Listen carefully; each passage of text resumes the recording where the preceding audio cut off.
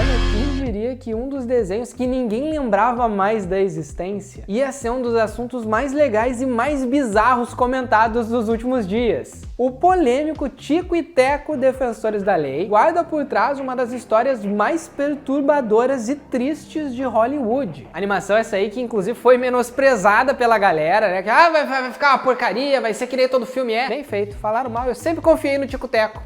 Sempre. Se vocês gostaram, por favor, não esqueçam de se inscrever aqui embaixo. Vocês votaram lá no meu Instagram pedindo vídeo de análise, segredos e polêmicas de Tico Teco. Pois é, tem muita polêmica. É óbvio, tem a polêmica do Peter Pan, né, do Bob Driscoll, que todo mundo conhece, mas tem outras que eu vou comentar aqui que eu não vi ninguém no YouTube falando ainda. Uma polêmica que envolve um culto na Rússia, existe uma religião de Tico e Teco na Rússia. É por isso que esse personagem mal aparece no filme. E deixa o like aí, entendeu? Pra apoiar o canal. Não é todo dia, toda hora que você encontra um conteúdo tão bem trabalhado, tão bem produzido, seu like, não custa nada. E bora falar sobre o polêmico Tico e Teco, Defensores da Lei.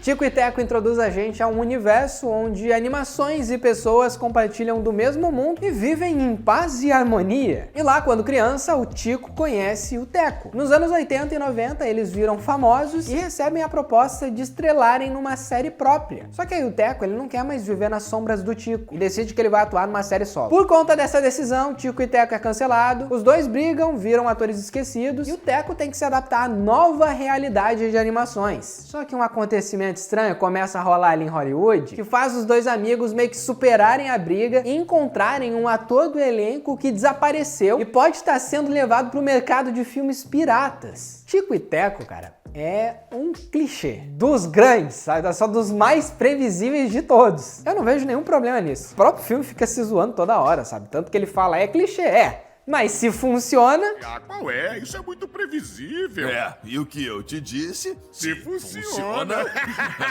E, tipo, de verdade, sabe? Se funciona, por que não? Sabe, se tu pega uma história, tu pode adaptar ela no maior clichê possível. Porém, se ela contar algo legal, por que não? Nem o vilão eles tentam disfarçar pra deixar a coisa mais previsível ainda, sabe? O filme ele traz aquele tom mais desgastado pra algumas animações, né, que representam as animações das antigas e uma modelagem mais atual pra representar as novas. Então, fica meio uma mescla de filme anos 90 com filmes 2020. É legal, sabe? É gostosinho de acompanhar porque o filme ele parece que tá se passando nos anos 90, só que aí você muda pra outro personagem e ele tá atual, sabe? Ele fez uma harmonização facial. E eu que sou sempre o cara que tá fazendo vídeo aqui de treta de Hollywood, de bastidor, eu fiquei, cara, que da hora, sabe? Um assunto assim sendo abordado numa animação, sem muito filtro. Porque o que tem por trás dessa história, sabe, pode parecer super engraçado pra quem tá assistindo, mas se tu pega o background ali, é pesado, sabe? É um negócio triste mesmo que rolou. O filme mostra o que Hollywood fez com o Tico e o Teco. O Teco não consegue superar os dias de glória, então ele fica toda hora tentando reviver aqueles bons momentos. Porém, o grande destaque vai mesmo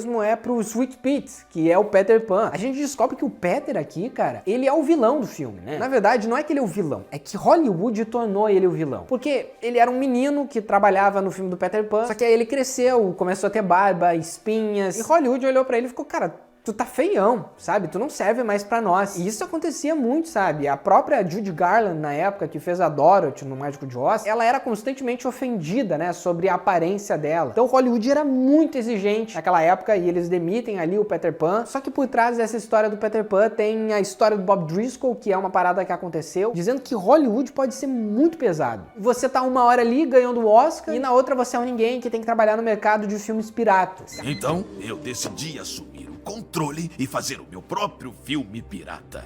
Eu chamei de Garoto do Quarto Voador. E adivinhem só, deu certo. Eu ganhei muito dinheiro. Cara, eu adorei essa ideia de mercado de filme pirata, sabe? A Disney é a primeira vez alfinetando a vídeo brinquedo, sabe? Inclusive, talvez se tu parar pra pensar, essas empresas de animação aí, pirata, tenha sido criado de algum funcionário que foi demitido da Disney, velho. Então todo filme aqui, ele brinca com uma metalinguagem, sabe? Pra explicar uma coisa que, ok, assistindo é engraçado, mas na verdade tem uma mensagem profunda por trás, como é o caso do Sonic Feio. Que, nossa, é muito engraçado, ele é um meme, mas é um cara que que fica triste por ele ser zoado, sabe? Ele foi substituído por um cara muito mais bonito que ele. Isso já rolou também em filmes, sabe? O ator não é bonito o suficiente, não é o que os fãs esperam, eles vão lá e trocam ele pra ficar dentro do padrão. E tu também tem nesse filme aqui um paralelo com as drogas, né? Que é o queijo, de atores que fizeram muito sucesso, mas acabaram se perdendo. Eles acabam sendo despejados, esquecidos. Então eu acho que essa é uma pauta muito adulta, né? Num filme infantil que foi ali meio que polido, né? Com vários personagens, vários memes. Mas é uma história que eu gostei, sabe? Que ela gera uma reflexão. Não é à toa que tá todo mundo comentando sobre essas polêmicas. Isso foi pensado desde o começo, sabe? Os caras falaram, mano, isso vai dar o que falar. E eu acho que era isso, sabe? Eles queriam que a gente comentasse sobre isso pra você ver o quão bizarro era Hollywood e ainda consegue ser. Tic e Teco, pra mim, é um dos melhores filmes do ano, uma das melhores animações desse ano, um dos melhores originais Disney Plus. Eu dou, inclusive, nota 8 pra ele. O que você achou de Tic e Teco? Tem uma nota? Deixa aqui nos comentários. E se prepara, porque agora a gente vai entrar nas polêmicas, cara. Pois é, esse filme conseguiu o que ele queria. Ele conseguiu gerar aquele burburinho lá pra todo mundo ficar comentando.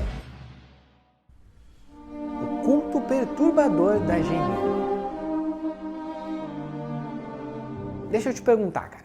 Tu tem alguma religião? Todo mundo acredita em alguma coisa, sabe? Mesmo que tu não acredite em nada, tu ainda acredita em alguma coisa, de certo modo. Aí beleza, o que isso tem a ver com Tic e Teco? Nos anos 80 e 90, o desenho Tic e Teco, Defensores da Lei, fidelizou uma legião de fãs que cresceram assistindo ao desenho animado. Lá no Disney Afternoon, quando chegavam em casa na TV Globinho. E o elenco dos personagens, ele não contava só com o Tico e Teco, né? Tinha o Tico e o Teco, sim, mas também tinha o Monte Jack, a Geninha, o Zipper. E se tu perceber bem, alguns desses personagens aí, eles não ganharam um tempo de tela gigante que nem outros, sabe? Mesmo eles tendo sido importantes no desenho. E na verdade é porque tem um motivo muito esquisito por trás disso. Em 1990, o desenho ele foi finalizado na sua terceira temporada, só que o tempo foi passando, chegou os anos 2000, chegou a internet, os fóruns e tudo mais, e os grupos de fãs começaram a se reunir para falar do Tico e do Teco, que era um desenho bom, que todo mundo gostava, e lá nesses fóruns começaram a surgir alguns adoradores da Geninha, que é a ratinha do Tico e Teco. Eles começaram a se mostrar muito fãs dela. Só que logo depois disso, a gente descobriu que o Tico e o Teco foram responsáveis pela criação de um culto na Rússia. Uma religião surgiu por causa do desenho Tico e Teco. Só que a religião não é sobre o Tico e o Teco, e sim sobre a Geninha. Eles nomearam a religião de Garrett Lodge, por causa do nome dela, que se chama Garrett. E o que parecia um meme da internet, em 2010 se comprovou muito real, porque vários adoradores da Geninha começaram a se manifestar, postando fotos, fazendo passeatas, segurando cartazes, e eles justificaram a crença deles na Geninha de que ela era uma personagem tão perfeita que nenhum homem conseguiria ter ela, que ela seria uma deusa, uma intocável. E essa religião também alega que eles não precisam ver ela para crer. Mas se eles acreditassem tanto naquilo, isso se tornava real. E essa foi uma pauta muito discutida, principalmente nos anos 70. Naquele ano, um grupo de parapsicólogos decidiu fazer um experimento. Eles acreditavam que se tu imaginasse um fantasma e acreditasse tanto nele, ele poderia se tornar real. I have to ask myself, what are the psychological conditions necessary to produce this phenomenon? Is it some type of concentration of energy? Or is it an elaborate defense mechanism? E foi o que eles fizeram. Eles pegaram um grupo de pessoas e mandaram eles criar um fantasma. Inventar o ano que ele morreu, a história por trás dele. E isso foi tudo feito com registros de câmeras. Eles criaram esse fantasma e logo depois eles começaram a fazer perguntas para esse fantasma em uma sala. E esse fantasma se manifestou. Ele começou a mexer os objetos e a mesa. Só que o fantasma, o Philip, ele só conseguia responder coisas que eles criaram. Sabe? Tipo, só, o que não estava na biografia criada por essas pessoas, ele não sabia responder. Esse fenômeno ficou conhecido como o experimento de Philip. Nem os parapsicólogos naquela época conseguiram explicar como que era possível estar acontecendo aquelas manifestações. Porém, existem controvérsias dizendo que, na verdade, eles nunca criaram esse fantasma. Ele, na verdade, era um fantasma que existia e aí tava pregando uma peça neles. Enfim, cara, isso abre um debate gigante, não é a pauta do nosso vídeo. O fato é que eles usaram isso como base para imaginar a Geninha como uma deusa. E eles começaram a diferenciar a personagem, que era um produto, da deusa Garrett. Tanto que, inclusive, eles têm até mandamentos, né? E tem leis dizendo que um dia, quando ela chegar na Terra, vai ser o fim dos tempos. Numa época, eles queriam até construir um templo, né, pra Geninha, só que isso demandava muito dinheiro, então eles desistiram. E eles sempre se encontram em fóruns de internet, comemoram o aniversário dela. Eu não tô falando essas coisas pra desmerecer a crença de ninguém, sabe? Cada um acredita no que quiser. Eu tô contando esse background porque no filme Defensores da Lei, se você observar, a Geninha, ela mal aparece. E quando a personagem dela aparece, ela diz que ela é a mesma pessoa do desenho. E aí a gente não sabe se essa frase é meio que uma alfinetada na religião religião, dizendo que, olha só, ela não tem diferença nenhuma da personagem dela pra vida real, ou se essa frase, na verdade, era pra dizer que ela era perfeita de todos os modos, e aí por medo dos produtores de tocarem no assunto, né, da Geninha, eles deixaram ela meio que de escanteio no filme. Eu acho que a minha personagem no programa e a minha personagem na vida real são basicamente a mesma pessoa. Eu acho que são. Pode ser, cara, mas é uma pauta bizarra e uma parada que tá escondida no filme e quase ninguém percebeu, né? A trágica história do Peter Pan.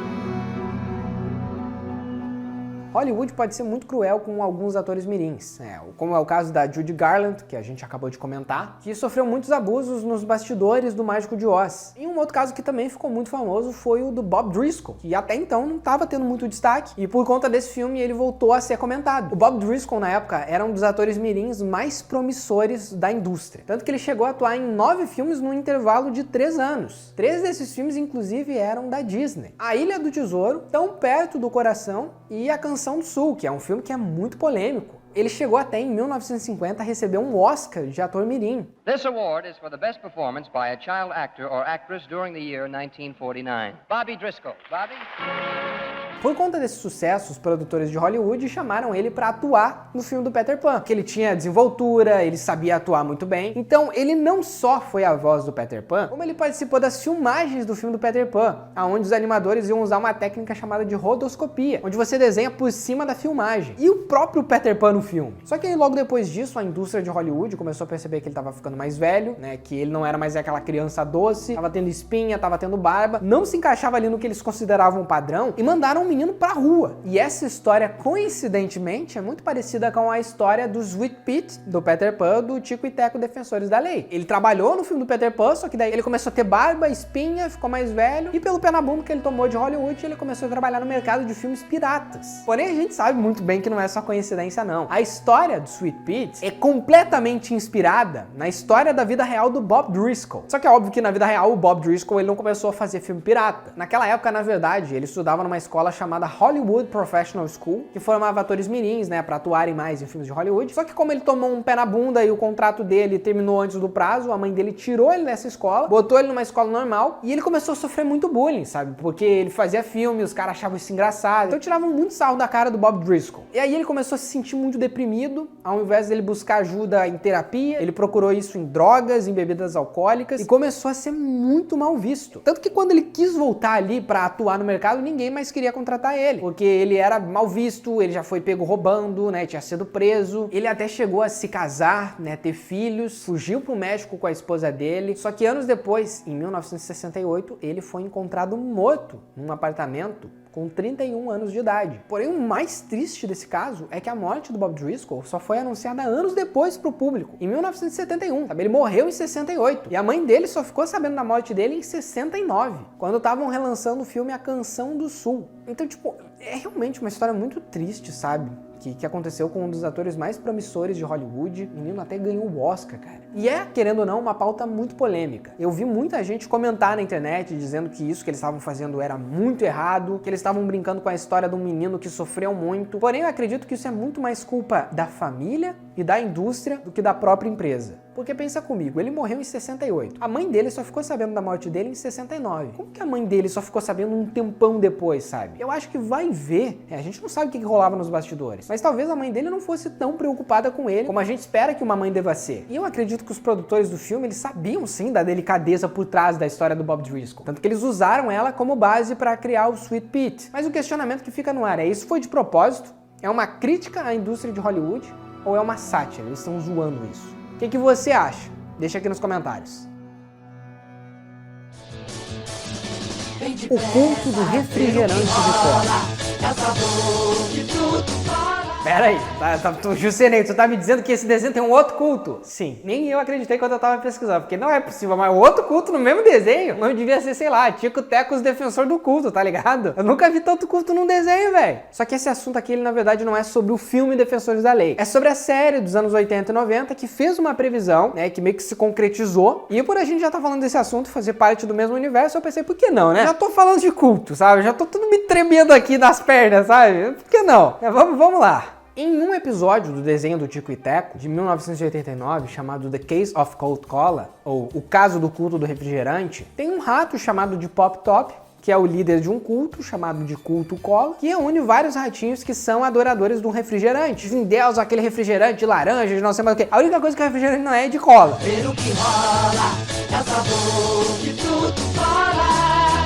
Se você queria um sabor diferente. Nesse episódio, os ratinhos, eles dão os seus bens, né, de oferenda pro deus deles, se banham com aquele refrigerante, sabe, mudam as suas cores, recebem jatos de refrigerantes. E, cara, se tu não percebeu, isso daí é uma alegoria total a um culto que faz orgia, sabe, um culto sexual. É óbvio que tá tudo entre linhas ali, né, quem perceber, percebeu. Nesse episódio, todas as invenções da Geninha fracassam, o que faz com que ela se sinta uma fracassada, e aí o culto cola, percebe que ela tá vulnerável, abraçam ela, e esse culto promete que você encontre a sua felicidade interior. Bom, aonde que tá a polêmica nisso? Surgiu um culto de Coca-Cola aí, de sei lá, de refrigerante em algum lugar do mundo? Não. Na verdade, tem um outro culto que estava acontecendo nos anos 70 e 80, onde um homem indiano, que é o Rajneesh, ou Osho, começou a reunir vários seguidores em que ele propagava o amor. Mas não só isso, ele queria libertar as pessoas sexualmente. Então esse culto, eles praticavam orgias e eles tentavam encontrar o amor interior de todo mundo. Só que na Índia, esse negócio não começou a ser muito bem visto não. Aí o Rajneesh, ele foi banido de fazer esse culto lá na Índia e se mudou para os Estados Unidos, onde ele levou esses seguidores dele, né, para Oregon, e eles construíram lá um templo, eles compraram um pedaço de terra. Porque nos Estados Unidos não tem uma lei que impede que você tenha uma religião, sabe? Desde que a sua religião não machuque ninguém, tu pode acreditar no que tu quiser e praticar o que tu quiser. Só que naquela época tinha uma cidadezinha do lado de Oregon que era formada por pessoas mais velhas, religiosas, cristãs, evangélicas, que começaram a ver um monte de gente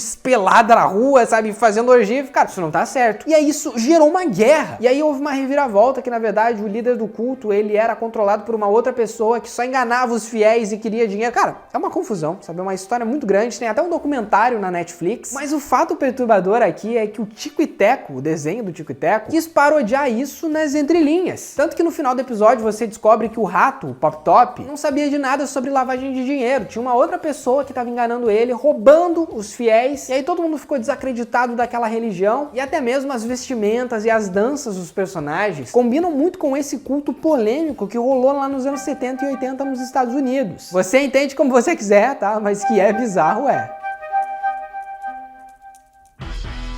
E se você realmente gostou, valoriza o meu trabalho aqui no Projeto Corneta, deixa o like, isso ajuda muito. Se inscreve no canal para não perder os próximos vídeos, tá? Que tem muito vídeo ainda vindo por aí e a gente se vê no próximo vídeo. Tchau!